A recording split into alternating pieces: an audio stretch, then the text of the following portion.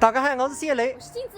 今天我们出发去福建省的南平市演出，也是我和镜子第一次去福建出发。我现在有一个很深的感触啊，就是这个节假日的火车票是真的难买。大家还记得我1月份去江西的演出吗？那次是开车去的，因为没有抢到火车票，但是我已经答应了人家要去演出了，所以没办法，最后来回1000多公里开的车。但是这次福建南平的演出，我跟那个人说了，我说如果没有抢到火车票，我就没办法过去了，因为开车的话太远了，就来回的话比江西还要远400-500公里。然后这次的火车票啊，我和镜子是提前15天，就是他刚开始预售的那天下午4点钟，我们就坐在电脑面前开始抢。结果你们猜怎么样？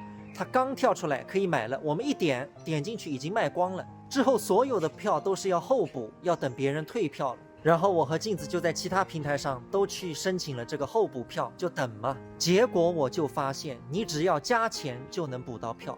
而且它是分档次的，你加1档的钱，他说有一定几率可以给你补到票，然后你补2档的钱，它就有比较大的几率能够候补到票。如果你是加3档的钱，就是加最多，他说就是基本上肯定能给你买到票。所以我心里就很纳闷了，什么时候节假日买火车票要变成这样了？就是正规平台出来几秒钟就抢光了，然后其他平台你加钱就能买到。我们在等候补票的情况下等了10多天吧，还差2天了。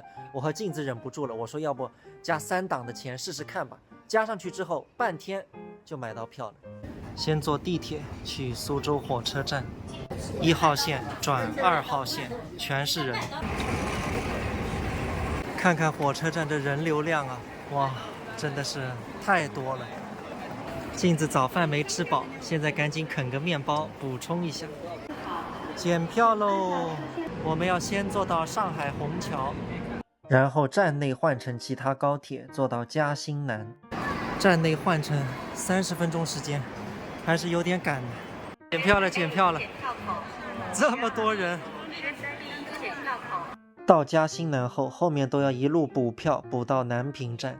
高铁上发的小零食，看看是什么东西。电机。我刚刚莫名其妙就变1等座了，走不过来，原来这2个头是接在一起的。我是7车厢2等座。朋友们，到南平了，我和镜子不是一列车厢，他在最头那边，现在等他走过来。这一路过来是真不容易啊。成功汇合。累不累？现在司机已经接到我们了，这边到晚上演出的酒店可能还有10几20公里的路。到酒店了，维也纳国际酒店，这就是之后几天要住的酒店了，不知道房间里怎么样。看看住的怎么样。先看看这个大床房，不错不错。这里的设备都很好，我甚至有种感觉我们还在新加坡旅游没有回来呢。